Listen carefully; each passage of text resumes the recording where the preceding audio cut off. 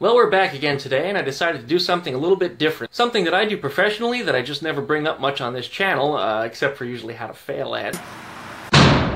Fail.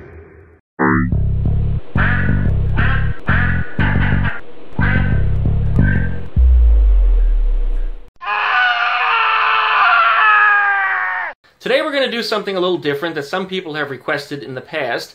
How do you test a bad hard drive? You know, hard drives fail all the time, sometimes unexpectedly. You lose all of your data. Just, it happens. You need to make a backup. I can't stress that enough. And this test is not going to stop you from losing your data. Am I going to lose my pictures? So today we're going to test bad hard drives. You see it happen all the time. Somebody loses their data because they didn't make a backup. See, customers bring me machines all the time that sometimes they take 15 minutes or 30 minutes or even an hour just to boot up. Not the result of a virus, and it's not the result of Windows corruption. It's typically a bad hard drive. This is going to be a test that I've done, that I've performed many, many times, probably to the tune of thousands of times in my office before. So we're going to show you how it's handled using a little free program that you can download from the internet called CTools. Now, I do expect you to have some basic knowledge of how to navigate around the insides of your computer, how to handle components, and how not to static discharge on them. If you fry your computer, it's not my fault. You shouldn't have listened to me, and you should have known what you were doing before you got inside of your computer.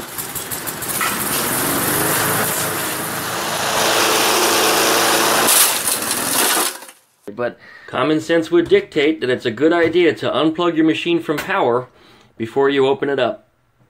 Now that I've given you the disclaimers, let's go ahead and move on. Before you start any of this, you want to make sure that you've burned your disk and have it ready to go. Yes, you can run CTools from inside of Windows, but if your computer is taking 10 or 15 minutes or 30 minutes or an hour to boot up, or your machine for some reason isn't operating properly, and you have a concern about running it, this will be a great tool for you to test with without having to boot up your machine into its existing operating system. Best of all, this will work on a Mac, this will work on a PC running Windows, running Linux, any operating systems you have. This will disregard it, cut out the middleman, and it will run its own operating system, which actually is DOS by any other name. I believe it's FreeDOS, to get your hard drive tested. It's all enclosed in this disk. Well, the procedure is really simple. What you want to do is turn your computer on, get your CTools disk ready to go, and this is one of the ones we had created at an earlier date. Put it into your computer before your computer boots up, and hopefully it'll boot off the disk rather than trying to boot into your existing OS if you're fast enough. In my case, I wasn't. So we're going to restart it real quick. Just a simple Control-Alt-Delete before the Windows logo popped up was enough to do it. If not, poke your reset button. We got it booting up right now. And once in a while you do see some kind of riffraff that walks in off the street with a random loose hard drive. And the procedure is going to be a little bit different. I got a bad hard drive. Can you re-grease the bearings and make the noise go away? Now, of course, if you don't have the customer's complete machine, you're going to need a donor, and that's the case of this one right here. This one is already disassembled, and it has the ability to hook up multiple hard drives to it. This is one of the ones that I do use for testing on. It's got 2 SATA ports, and it's got 2 ports on the IDE ribbon cable, so I could test a maximum of 3 hard drives on it, not 3. And the reason why I say that is because one of these ports must be used for the CD drive, unless, of course, you got an external, or if you install an additional hard drive controller card, a SATA card, an IDE card, a SCSI card, you know, whatever you got, you can install that. But the limitation of this machine in its current configuration is 3 hard drives.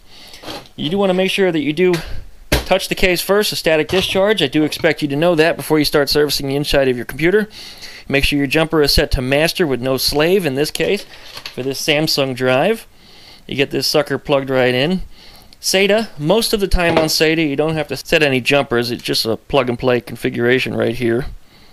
Put that right on in there and then hook it to the power cable. Now I've got 2 hard drives and we're ready to power this machine on.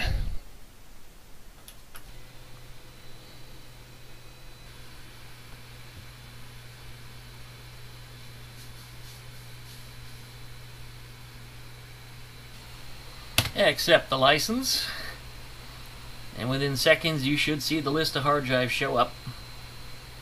There they are. There's the Samsung as the first one, and the Western Digital is coming up as the second one. In this case, I'm going to select the Western Digital one first, and there's a reason for that, and that's because I know that one is going to fail immediately. You don't have to wait through an entire test. You come on up to basic test, choose short test, and that's usually enough to do it. And unless you have any other doubts in your mind, the short test will typically give you the result that you need. In this case, there it is. Bad hard drive, short test failure. It gives you an error code on the screen. If you want to skip past that, it'll show you the error right over here. You can use that error if you want to communicate with Seagate themselves for a warranty-based hard drive. If it's a Western Digital in the case of this, disregard. It's not going to be useful. But you do know that the drive has failed. Failure. You will not get a false positive with this test. I have never seen a good hard drive come up bad. I have, however, seen bad hard drives come up good. Samsungs do come along once in a while, as well as Hitachis, Toshibas, and a few other miscellaneous, lesser-known brands. And they don't always test the same way. Sometimes you will get a false negative, where it'll actually say the hard drive is good, but that hard drive just will not perform correctly. It'll take you that 15 minutes to boot up Windows. And I mean a real 15 minutes, not just like it felt like 15 minutes, but it actually took a real 15 minutes to boot that machine or longer. It's usually indicative of a hard drive failing. If you enjoyed this video, please click like. Please subscribe. I'm going to be putting up some more computer stuff. And, check out my other videos on my other channels. Thanks, guys.